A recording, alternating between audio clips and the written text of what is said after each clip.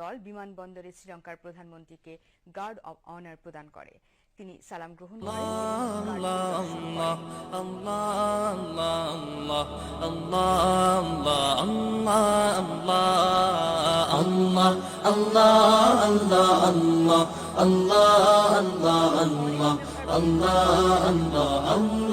Allah.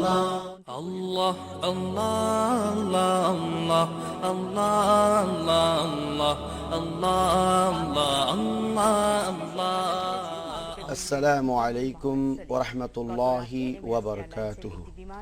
أعوذ بالله من الشيطان الرجيم.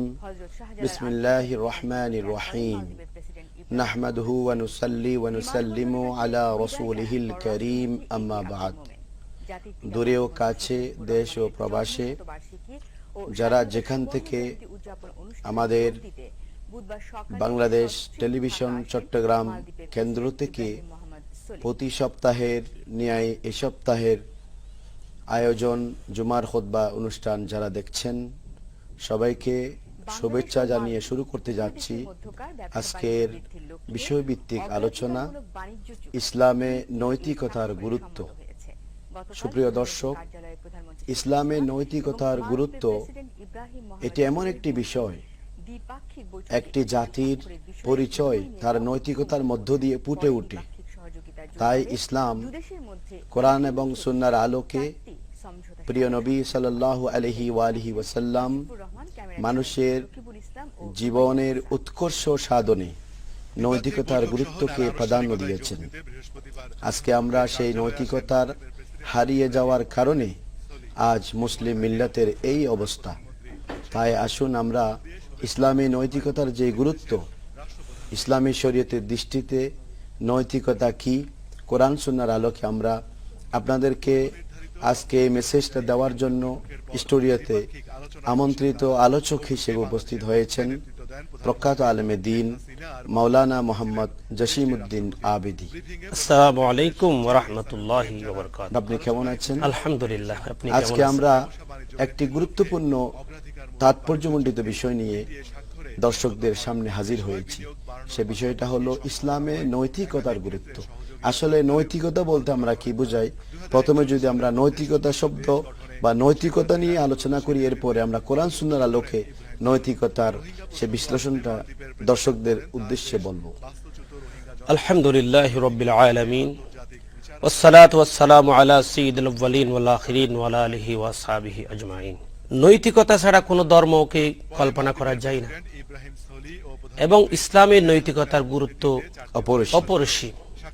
নৈতিকতা এটা নীতি থেকে এটার অর্থ হলো মানুষ যা গ্রহণ করে অথবা যা গৃহীত হয়, যেটার আরবি চরিত্র, যেটার আরবি শব্দ হলো আখলাক। আখলাক শব্দ, আখলাক এটা খুলুকুন শব্দ থেকে নির্গত, যেটা খুলুকুন শব্দের বহু বচন হচ্ছে আখলাক। এই আখলাক শব্দের অর্থ হলো স্বভাব, চরিত্র, অভ্যাস, নৈতিকতা, মেজাজ, বৈশিষ্ট্য ইত্যাদি। যেই আখলাক সম্পর্কে আল্লাহ সুবহানাহু ওয়া তাআলা কোরআনে পাকে বলেন, ইন্না আকরামাকুম ইনদাল্লাহি আতকাকুম, তোমাদের মধ্যে সর্বশ্রেষ্ঠ মর্যাদাবান উনি যিনি সর্ব এই বেশি তাকওয়াবান, যিনি তাকওয়া অবলম্বন করে। আল্লাহ পাকের কাছে সবচেয়ে বেশি সম্মানিত, যার মধ্যে বেশি তাকওয়া রয়েছে। সুতরাং নৈতিকতা ছাড়া কোন সমাজে ভালো মানুষ হতে পারে না। সমাজে নৈতিকতা এটা এমন একটি গুরুত্বপূর্ণ বিষয় যা মানুষকে সত্য এবং সুন্দরভাবে পরিচালিত করার জন্য সুন্দর জীবন ধারণে সবচেয়ে বড় সহায়ক। আমরা আরেকটু যদি প্রাচীন কালের দিকে যাই, যেমন আপনার এরিস্টটল, প্লাটো, তাদের যে লিপিবদ্ধ গ্রন্থগুলো আমরা যখন স্টাডি করি, তাদের যেই নৈতিকতার সংজ্ঞা আমরা যেটা পাই সেটা হলো, তারা বলেন ব্যক্তির সৎ গুণাবলীকে তারা নৈতিকতা বলে ঘোষণা দিয়েছেন। অর্থাৎ আপনার সত্য কথা বলা, আমানতদারিতা বা মানুষকে কষ্ট না দেওয়া, এগুলোকে তারা নৈতিকতা বলে নৈতিকতার মধ্যে তারা এটা রেখেছেন।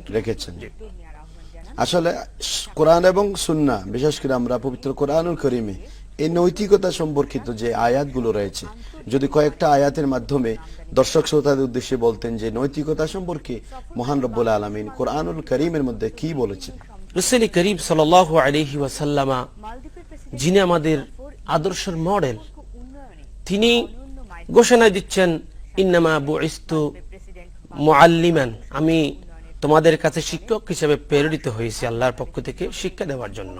অন্য রাওয়ায়াতে রাসূল করিম সাল্লাল্লাহু আলাইহি ওয়াসাল্লাম ইরশাদ করেন ইন্নামা বুইস্তু লিইউতাম্মিমা মাকারিমাল আখলাক, আমি আল্লাহ রাব্বুল আলামিনের পক্ষ থেকে প্রেরিত হয়েছি এই পৃথিবী মানুষকে, পৃথিবীর সমগ্র জাতিকে উত্তম চরিত্রকে পরিপূর্ণতা দানকারী হিসেবে প্রেরিত হয়েছি, নৈতিকতা শিক্ষা দেওয়ার জন্য আমি প্রেরিত হয়েছি। সুবহানাল্লাহ। এবং আল্লাহ সুবহানাহু ওয়া তাআলা কোরআন পাকে বলেন সূরা জুমা 13 নম্বর আয়াতে কারীমায় আল্লাহ সুবহানাহু ওয়া তাআলা বলেন হুয়াল্লাযী বা'আসা ফিল উম্মিয়িনা রাসূলাম মিনহুম ইয়াতলু আলাইহিম আয়াতিহি ওয়া ইউযাক্কিহিম ওয়া ইউআল্লিমুহুমুল কিতাবা ওয়াল হিকমা।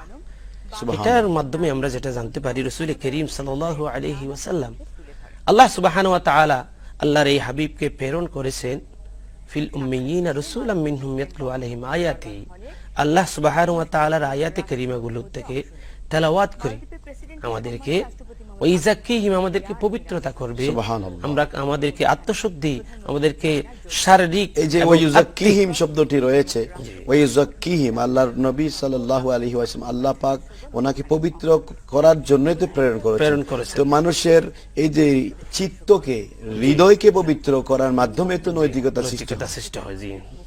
সেজন্য আমরা ওই নৈতিকতার দিকে লক্ষ্য করে কোরআনুল কারীমে এই আয়াতকে অবশ্যই উপস্থাপন করতে পারি। এবং আরো চমৎকার বিষয় হলো আমাদের জন্য রাসূল করিম সাল্লাল্লাহু আলাইহি ওয়াসাল্লাম আমাদের কাছ থেকে পর্দা করার পর সাহাবায়ে কেরামরা উম্মুল মুমিনিন মা আয়েশা সিদ্দিকা রাদিয়াল্লাহু তাআলা আনহার কাছে প্রশ্ন করলেন, হে উম্মুল মুমিনিন, আমার রাসূলের চরিত্র কেমন ছিল? সুবহানাল্লাহ। আমার রাসূলের চরিত্রটা কেমন ছিল?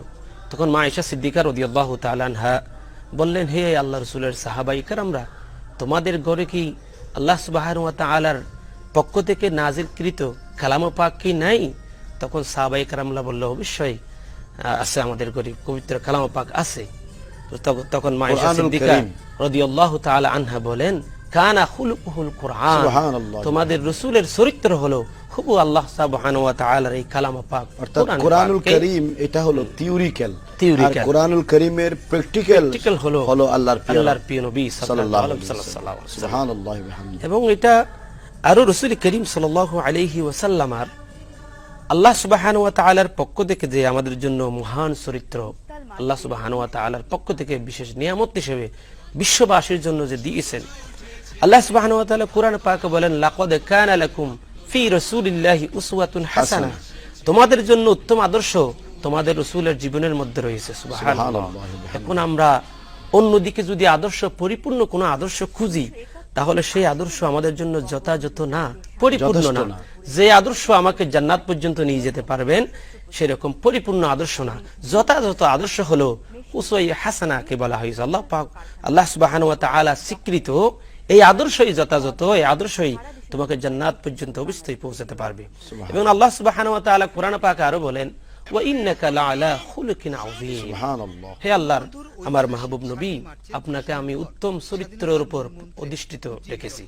অর্থাৎ এমন চরিত্র আপনাকে দিয়েছি যেটা আযীম বলা হয়, গদির বলা হয় অন্যান্য কুপকে, কিন্তু তাফসীরের কিতাবে এভাবে এসেছে আযীম শব্দের যেই গভীরতা, এটা পরিমাপ করার জন্য আল্লাহ সুবহানাহু ওয়া তাআলা কোন জিনিস, কোন বস্তু এই দুনিয়াতে সৃজন করেন নাই। আল্লাহু আকবার। এমন চরিত্র যেটা অন্যান্য রাসূলদের মধ্যে, রাসূলের জীবনের মধ্যে আমরা যেটা দেখতে পাই, সেটা হলো অন্যান্য রাসূলের আল্লাহ সুবহানাহু ওয়া তাআলার পক্ষ থেকে কিছু অলৌকিক তাদেরকে শক্তি দেওয়া হয়েছিল, ইসলাম, আল্লাহর ওয়াহদানিয়ত, আল্লাহর একত্ববাদ, রিসালাতকে প্রসার করার জন্য।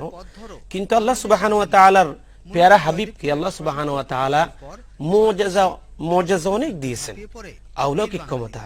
কিন্তু আমরা যেটা ইতিহাসের মধ্যে দেখতে পাই, সিরাতের গ্রন্থের মধ্যে আমার রাসূলের যে চরিত্র, খুলুকা আযীম, যেটা এটা অন্যতম একটি মুআজিজাত, যেটা দেখে দেখে কিয়ামত পর্যন্ত যেটার আদর্শে আদর্শিত হয়ে অনুপ্রাণিত হয়ে অন্য ধর্মাবলম্বীরা ইসলামের পতাকা তোলে, আমার রসুলের আদর্শের পতাকা তোলে, অবশ্যই আসবে, কিয়ামত পর্যন্ত আসবে।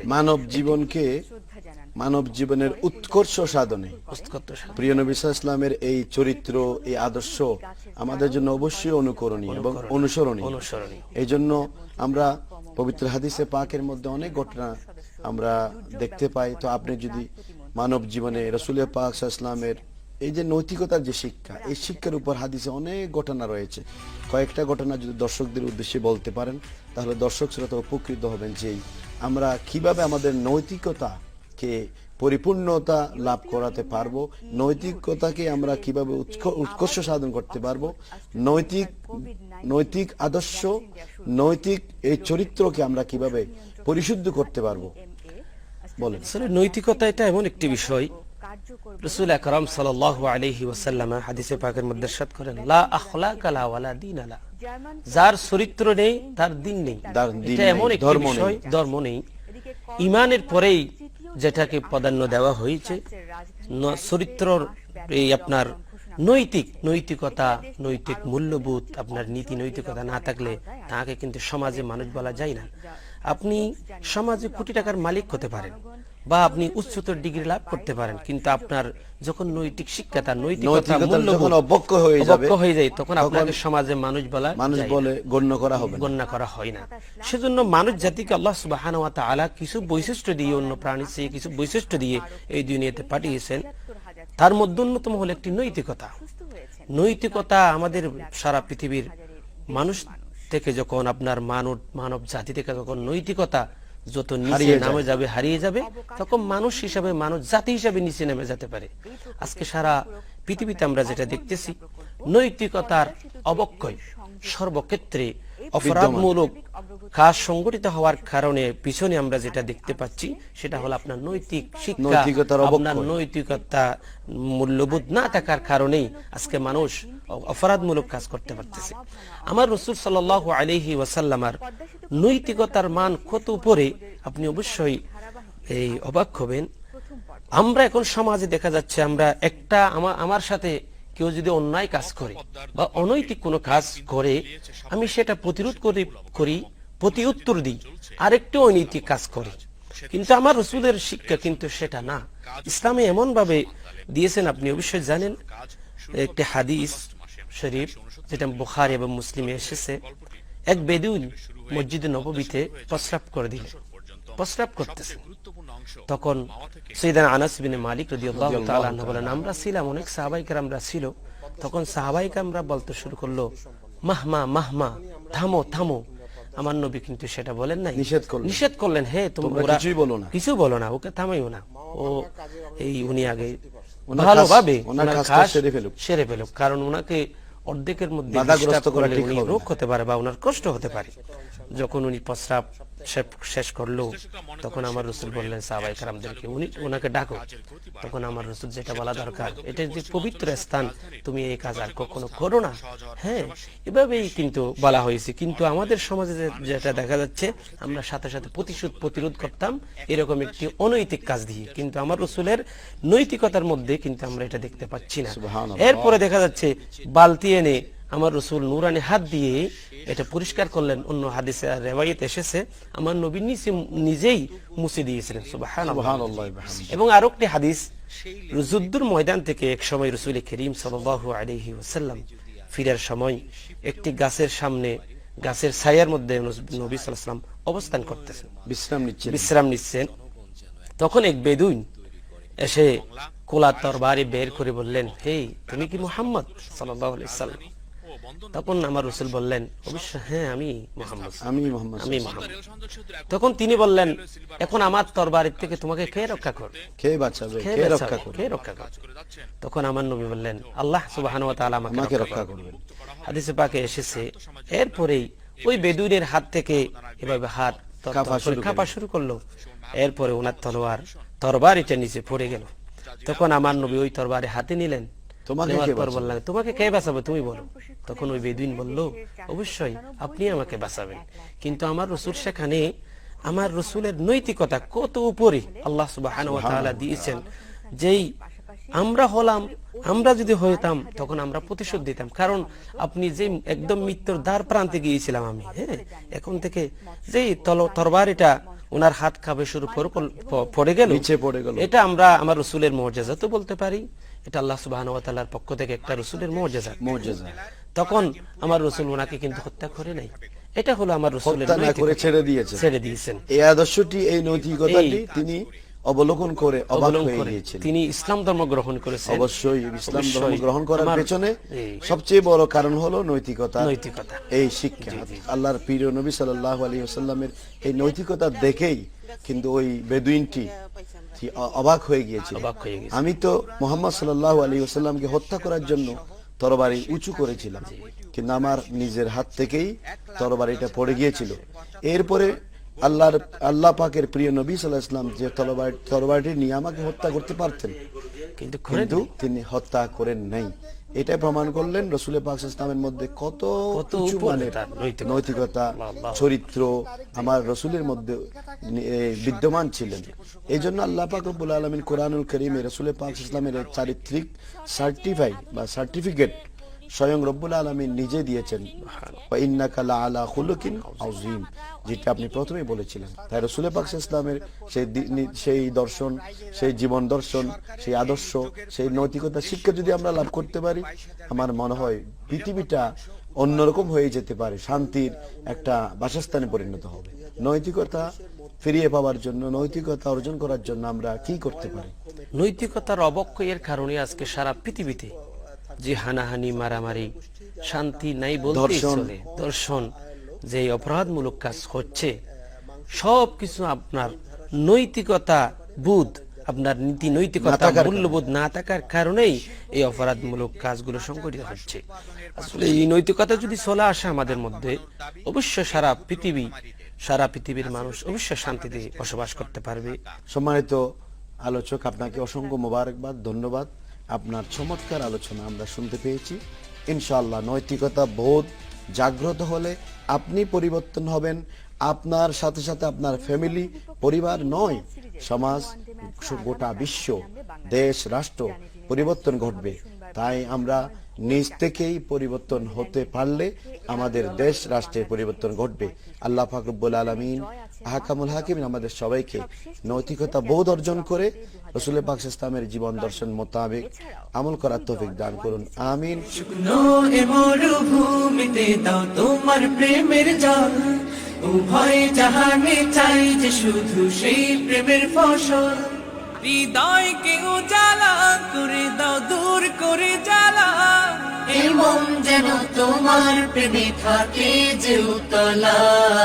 আল্লাহ আল্লাহ আল্লাহ আল্লাহ আল্লাহ আল্লাহ